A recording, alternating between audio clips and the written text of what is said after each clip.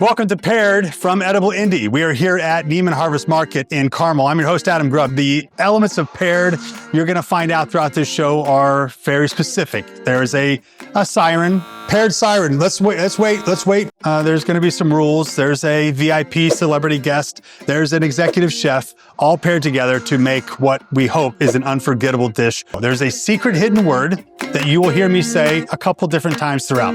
If you guess that secret word, know the secret word, and go online to our Instagram and put the secret word in there, you're going to win prizes from Edible Indy, from Fountain Room as well. Now let's get started. Ricky Martinez, executive chef. Ricky, come in here. You're the executive chef for Fountain Room, downtown Indianapolis. You are our first guest here on Paired. Have you ever done this type of thing before? I have done some live cooking shows, but you have 5-8 minutes and you have to use a little bit of the magic of television. When you go in, you go out and you have another dish prepared and ready to go. Not today. Not today, baby. Not today. We're 45 minutes on the clock, and as soon as that clock starts, we've got 45 minutes to make this dish. And not only do you have to make the dish, but you also have to teach somebody. Leonard Hoops, VIP and celebrity member. You are the CEO of Visit Indy. Leonard, thank you so much for being here. Adam, great to be here. Now, you have brought many events to Indianapolis. You brought Super Bowls, you brought NCAA championships, Final Fours, conventions, conferences. Indianapolis is the place to be, and you're a big part of bringing all of that here. That's the excitement that you're used to. Are you used to excitement inside a kitchen? Not really, and I think you have been oversold on my cooking skills from what I heard earlier. I will see. I mean, I can grill, I can make some scrambled eggs. I've made a souffle every now and again, but you're already set. I'm really super excited to be with Chef Ricky, and I've been to the Fountain Room. I live on Mass Ave, so it's pretty exciting to be here. You might not have the cooking power, but you do have the power of the city and the Visit Indy behind you and all the great people there. We're going to get into a little bit more about what the city has done over the years, but also the culinary experience in Indianapolis is bigger than most people might expect. And Ricky is not just one of those main stories, but there's also a lot of other restaurants all over the place that have some incredible dishes that are specifically tied to the Midwest. Well, I moved here from San Francisco in 2011, and so, I came from an area well known for their cuisine and farm to table and Michelin-starred restaurants and things like that. And I got here and was pleasantly surprised, frankly, going all the way back to meeting Regina Mihalik back in the day, one of the first farm to tables for Indianapolis. But what struck me as I look at homes that are in the middle of cornfields and other, other produce that we have in central Indiana in particular, we missed our opportunity to farm to table because that's who this area is. Other people took that moniker, but this is an area that lives that farm to table. So I love going to, Vita is a favorite. I love the classics like St. Elmo. Fountain Room is excellent. The cooking experience is quite a sizzle in downtown Indianapolis, and it has been for many, many years, but it's just getting better with each passing day. And now today, specifically for you, Leonard, you're going to learn how to cook something. We're going to talk about what that dish is in a second, but first, Ricky and I went through the Neiman Harvest Market specifically so that we could see a little bit about what the shopping experience is like right before you make a dish like we're going to make.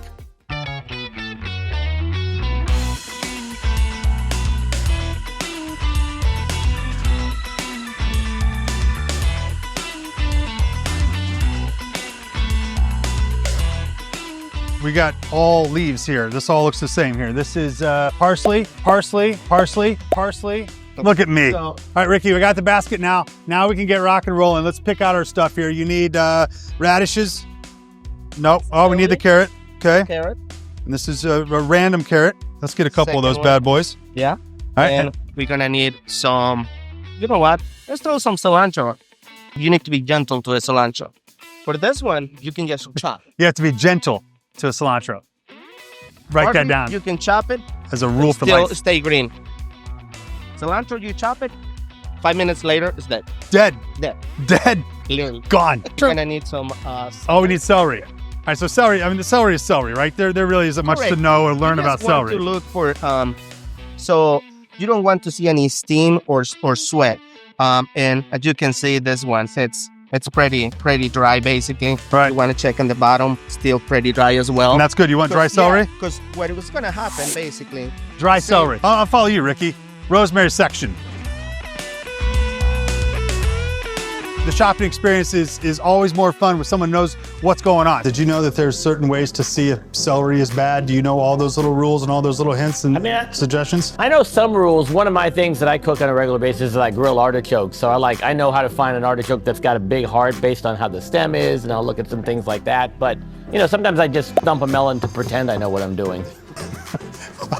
That's an interesting technique. Yeah. Just in the middle of the store? Yeah, if they'll look at me and they'll be like, "You're just banging a melon?" Oh, there you go. There you go. So, Ricky, you have been a chef pretty much since you were 16 years old. You rose pretty quickly through the ranks back in Mexico, and now you are here. Walk me through a brief history of where food even started for you. Back home, and that's Mexico, I grew up in a farm. So it was food all the time. I remember this pound cake that they used to make under the griddle, not even an oven, just a wood griddle, and they would close the end and they would cook a little pound cake there. When you are at that age, you don't think this is somehow playing a role for my next career or whatever. You're 15, 16, like making cake. Yeah. Hear your story from a young age all the way to executive chef at the Fountain Room. Those are the stories that the food stories that we love so much, and Leonard, I'm sure you do as well. Let's talk a bit about your dish that you're going to make, and just for your own knowledge. This dish is going to be available for 2 weeks. This specific dish, which is not on your menu at Fountain Room, is going to be available for 2 weeks for paired viewers only. And when you come in and order this dish, you're going to get a free dessert. That's awesome and very exciting. Let's talk about what we're making. So, Leonard, let's step in here. Let's step right into the ring here. We got about 45 minutes on the clock in just a second. Talk to me. What are we making? What is this? What I'm doing today is a version of like a beef pad pie with a pork shank. Why we want to do pork shank? Because there is so much fat in it, and we want that. You want your meat to be like falling apart, basically. And also, what I'm trying to do is, so this one has the bone in, so that helps the presentation. So when it comes out of the oven, you're gonna have the bone standing out, nice and crispy pie dough. So that's basically what we're doing. So let's get the clock started here. 45 minutes. Ricky, I want you to walk us through too and help Leonard. He's not just here to be pretty. He's here to learn. He's here to cook. He's here to be part of the show. Ricky, you got 45 minutes to make a beef pot pie. Let's rock and roll. All right. So the most important thing is always your utensils, right? So in this case, let's make sure the pan is hot enough so we can get the results that we want, because you want to burn a little bit of that fat. It's the same thing when you're cooking your steak. You have to make sure that you start on the hottest side of the grill, and then you move to depending on how do you like the temperature. So what we're gonna do, so we're gonna add some marinade, and that's a dry rub basically. So right here, so some of the ancho. Probably just do one piece. So, okay. So that's the main thing, the ancho chili. Cumin, black pepper, salt, paprika, and some dry thyme. So, and you need to add some oil. Okay. All right, so let's add some oil there. Okay. Yeah, add some Into the oil pot, and pan then into itself. the pot. Yeah, you're looking probably. Paired siren. Let's wait. Paired siren. Leonard, do you know anything about this? The paired siren.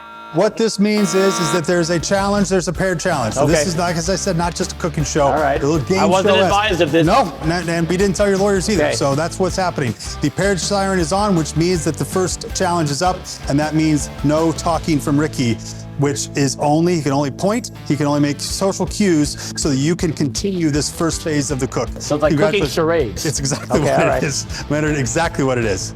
Okay? Now you can't do it for him, Ricky. You have to just point and make sure that he knows what to do. Okay? And this is only for 3 minutes. 3-minute silent challenge. Good thing is, Leonard, you can speak. So as you're peeling that carrot, I'm gonna ask you, are you surprised at the level that Indianapolis has grown when it comes to just your big events and the ability to house and host and entertain the incredible people that come through the city for all the events? Yeah, I mean, I've always believed that Indy has far greater potential than people give it credit for. I'm pretty confident that Indy is still far from its potential, even with all our growth, and that we're going to get even farther down the road as a world-class city in the next few years. Ricky, I know you're not supposed to talk, but it just looks like you're just burning that. Is that what's happening? All right, you're burning it on purpose. Is he doing good, Ricky? Okay, you got 1 minute left to not talk. Tried to follow what Ricky showed me. It looked like he wanted them at a certain size and then halved. You're now off the clock and you can speak now, Ricky. So we're gonna put some of those carrots in here. Okay. And that's what you want. So this is the sear that you want. And you get this with temperature and the spices. So you just put everything in there and you just seared it up and that's it. At this point, we turn the heat a little bit because I don't know if you noticed that smoke. I mean, you do want the aroma, but you don't want it to go, especially with dark spices, you don't want it to cook it for too long because it ends up burning basically. So you don't want to do that. Now, his cutting technique, tell me about it. It's is it fair. amateur? He will survive in life. Yeah, he will survive in life. Yeah, it can work. Yeah. And some people don't know how. And that's the trick. Oh, look at that. That's the trick. He's already a chef. Once you put on that apron, baby, it's a whole different deal, isn't it? Oh. The paired siren back up. Now today's second challenge is no utensils. Whew. Okay. No utensils for the next 4 minutes. Away. No utensils. You can still talk though. Maybe we were supposed to cut that pork shank on small pieces, like bite size. Can't do that without a knife, right? Pretty difficult. Yeah. So what we're gonna do, add a little bit of water from there. So you can, this part is called deglaze, where you get all the stuff that it's, Can I just take my hand and drop it in the blender? Maybe we can pour just it in. Okay, you pour do in that. half of it. You want vegetables that is gonna last long to cook. Because if you cut potatoes when you're doing a stew, they're gonna cook in less than 10 minutes. So at the end of the day, you're gonna have mashed potatoes. 12 seconds left. I'm so sorry, this doesn't look that hard so far. You put some pork shank in a thing and you cut up some celery. Am I wrong? No, I mean, the celery was right, beautifully cut up, I love to say. And that's the whole idea, you know. For example, if you come to the restaurant and you see the dish, you probably think, oh wow, this probably take 2 hours to make. But this is the magic behind the kitchen at the same time, you know. I love it so much. And then the plating afterward, right, Ricky? If you plate it for 5 minutes, like, whoa. That's all we want is the plating. All right, so now what's next now? Right. Are we good on time? When we start using? Yeah, you're good. Right. We can use utensils. We're done. Right, we're gonna cut this baby boy. Okay. I think I'll just throw something over this, Ricky. So it wasn't as difficult as I thought either, to be honest with you. The second challenge, I thought would be more. Maybe I should have done it now, right? We should have done it now because you'd have to just rip up the pork shank with your hands. yeah, most of my job. Ricky. Oh, man. That damn siren again. Damn siren. It is a paired siren, which means that this challenge is now oven mitts only. So let's see. Put those bad boys on. Now you want to let him cut this? You want to try ourselves? Sure. Yeah, why not? You put on the oven mitts. I'm cutting it with oven mitts, is what you're saying. And I'll tell you what, this does feel like it's sizzling though too much. Can I? Is that what it's supposed to be doing? Correct. So we're doing 2 things here: cooking the vegetables and reducing the juice. All right. So now he has to cut that with those. Oh, with these. All right. Okay. So and how do you want me to careful, cut my it? gosh. Small Did chunks. anybody sign a waiver? So maybe with 1. Go this way? 2. Yeah, you might see another bone over here. Okay. So what you can do is just get the bone out. Go ahead. Use the small chunks. Okay. So this little guy goes back into the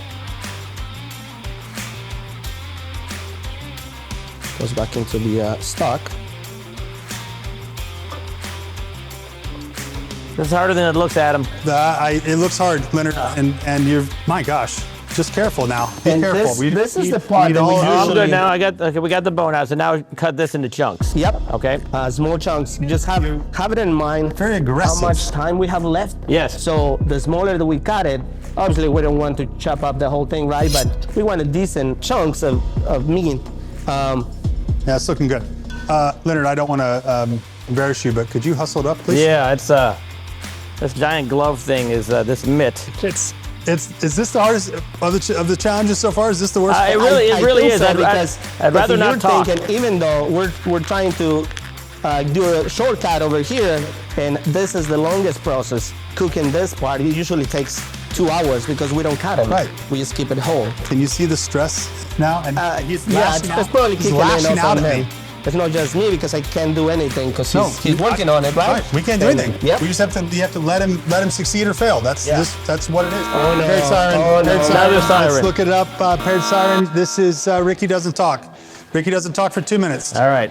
Just point. You can just A little point. smaller? Yep. Okay. Smaller. This is fine? Okay, this is fine. Yeah, so okay. you cannot speak. You cannot speak, Ricky. And we've got 2 challenges going simultaneously in the history of paired. I don't think this has ever happened. Have we had 2? It's a long and deep history. This a long history of this show. Has this ever happened? We have 2 challenges going on at the exact same time. I think at this point I am getting word that you can now take the mitts off. I can take the mitts off. The mitts off, and just throw those into the trash there. We don't never use those again, obviously. When this dish is done, maybe not this specific dish, but Ricky will make one for you at the Fountain Room over the next 2 weeks when you go and order the beef pot pie from the Fountain Room, which is an Edible Indy paired dish exclusive.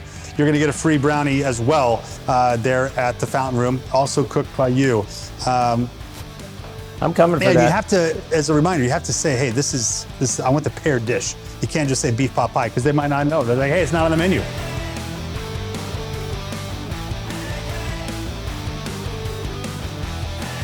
All right, how long does this take to cook normally? 3 minutes? 30 minutes? 3 hours? 3 hours to cook the pork shank? The whole pork shank, not cut up. Got it. Okay, that's typically how you do it. You got 10 seconds still not talking. So we've done these parts. We put the celery, the carrots, and pork shank. Now we're just gonna let it cook. But then we need a crust. Correct. Right? You got 26 minutes. I don't know if you have seen that clock. So I'm or if worried you understand about how long it takes. this part. You are worried about this part. About this part. So like I mentioned earlier, butter is gonna be a little struggle because we don't have a stand mixer. That's what we usually have in the restaurant. Or you can also buy pie dough. At the end of the day, it's pie dough. You can find a really good products out there. So to make this a little bit easier. So today we're gonna make it from scratch. So we have butter, flour, some salt, sugar. So you're standing in for a stand mixer.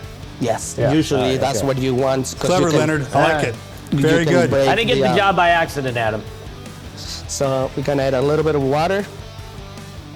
So you just want to go with the consistency. You want to be able to roll it. You don't want it to be too sticky, which if you can see, it's sticking to my hands. Maybe can I have some flour out of that? Maybe start with 1 spoon. Yeah. All right, that's looking good. Standing by for more flour if needed. Yeah, go ahead. All right. So guys, without, it looks like you guys are really kind of right down Main Street here and really vibing, really pairing nicely together. Sizzling, one might say. Taking you out of the element here. Typically, when I cook, I like to have a little cocktail, a little drink. We asked our audience, hey, what is the summer drink? There's so many to choose from. What is the summer drink that most people like? And the main vote there was shock of the year, Margarita. And there, you would think, just like a pot pie, there's only 1 or 2 ways to make a Margarita. Not accurate. There's a lot of ways to make a Margarita. And one of the main Margaritas that was voted as the best and one of the coolest is from Livery. I'm gonna go drink. Be right back. All right, Joey Rumke from Livery. Joey, you are a bartender, and you're here to help us make a margarita, which, by the way, was voted from Edible Indy Instagram as the best drink in the city. Why is yours so special? Special because of the ingredients we use. Tequila first, agave second, a little bit of fresh lime juice, fresh being the key word there, and then some triple O. So how long can you have lime juice till it goes bad? About 3 days. 3 days, my God. I did not know that. Let's try it out. Are there other ways to make a margarita? Guys, I've seen different flavors. There's different types of flavored tequilas and all the stuff. are you a traditionalist at heart, or do you like to get creative and get weird? We like to get creative. We got another one on the menu that is very orange based, so we put orange brandy in it instead of triple O, and it gives it more of a citrus accent. Okay. And it's a little more stronger, so it packs a punch. Now, when people ask for a margarita, do they know what they're asking for? Do they typically have a thought in mind, or are they just expecting you to kill it for them? They normally have a thought in mind. Okay. They normally have a thought in mind. All right, so this is the coolest part of being a bartender, right? What you're doing right now, just the cool tricks of being a bartender. And you do that, you have to look cool. It's impossible not to look cool. It is. When you shake it. All right, so now what this take? 30 seconds to 30 make? seconds, Okay, we yep. got a strain. Now, I'm just gonna try it, okay? Absolutely. Just gonna try it to see why this is so special, why it's so amazing.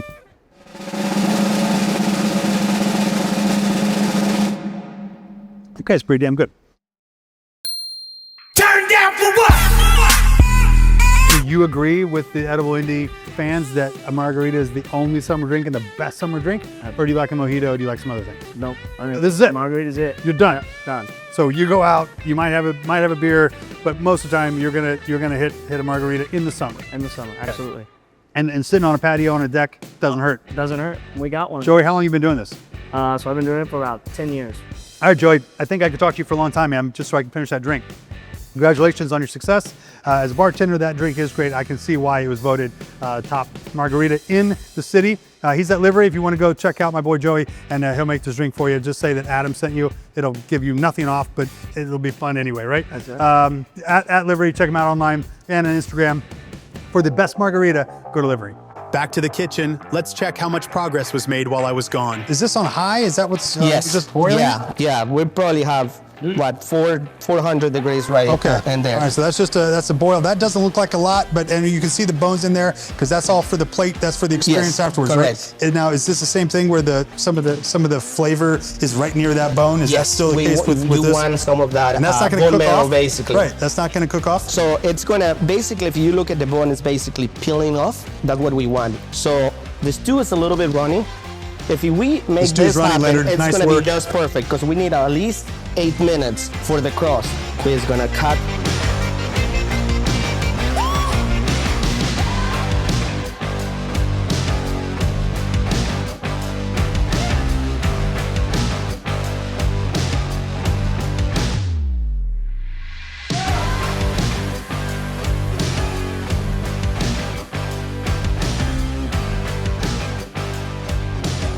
And we've Now we just hope for the best. We hope for the best. Yeah. So now we have 10, and I think that's really a good cooking tip, is to hope for the best. Leonard, 10 minutes, you felt like you had how much responsibility there if this goes bad? How much responsibility if it goes good? Well, success has many fathers, and failure is an orphan. So I'm feeling like I'm going to be Sage one of advice. the many fathers today. Yeah, coming in here into a test kitchen that's inside a restaurant, inside a supermarket is really, really cool. And so we want to thank, obviously, Neiman Harvest Market for their participation and sponsorship here of Edible Indy's Paired. Ricky, you got 6 minutes and 45 seconds. If you out there heard the hidden word, and you go to our Instagram, we have gift certificates, prizes to give out if you know the hidden word that I've said several times. $150 at Clancy's, any of the Clancy restaurants that are around town. Let's take a look at it. Let's see, at this point, does this measure up to even the look of this? The puff pastry or the pie dough, it's a little bit undercooked because I feel like I didn't have enough temperature of the oven. Like you want to heat, especially those first 5 minutes, you want to heat those with a high fan, and that's the crucial 5 minutes.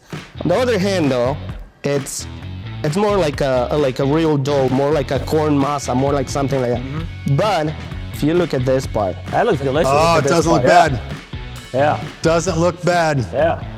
But is that what you're looking for? That kind of compliment? that's what we're looking for. And the meat is not that rubbery, so Ricky, hold that one more time so that the people can see. That's your work right there, Leonard. Remember yeah. that? Remember when you were cutting those with your big mitts? I remember that particular slice. Yeah. That was now part of this dish. Is there anything about this that you said, hey, I had no idea this is how it worked? Not having done this before, or having met Ricky before this, this has been a delightful experience. Well, I'm glad. And Ricky, you've killed it. How are we doing? little hot still. Okay, appreciate your honesty.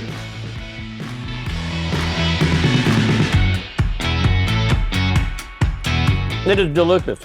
It is delicious. My mouth's on sizzle. Ricky, I would eat My this mouth is entire sizzling. thing right now. Sizzle of my mouth.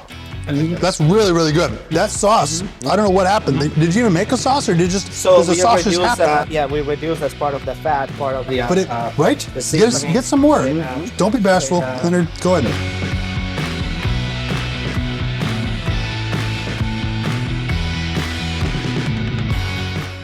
I really feel like the meat and the vegetable slicing is spot on. That's got to be what made the dish. Yeah. This is going to be the portion that's going to be served at the fountain room. It's on the secret menu, guys. Go there and say, I want the paired dish, and it's going to be this beef pot pie. The next 2 weeks you order it. Also, you're going to get a free dessert from, or free brownie dessert from Ricky. Also back there. I love it. Great job, guys. Congratulations. You did it. You survived the first paired experience. So let's take a little victory lap here, Leonard and Ricky. This is the beef pot pie. My God, that's hot. It just came out of the oven. That would have been a nice information to have known. This is going to be at the fountain room for the next couple weeks. Order it. It's on the secret menu. You're getting a free dessert. This was a great job. You guys are a great pairing where duos make the dish. This is Edible Indy Paired. Big shout out to Clancy's and of course the fountain room and all that are part of the paired experience. Well, Leonard, thanks so much. Thank you, Adam. Congratulations. Continue good luck at the city. Thanks, Ricky. Ricky, great job. This was much better than you thought it was going to be. I love it so much. We sizzled this pretty well, and I don't think that's the use of the word. You know what I mean? You know? That's a name question, actually. Yeah, so. This is Duos Make the Dish. This is Edible Indy's Paired. We'll see you next time.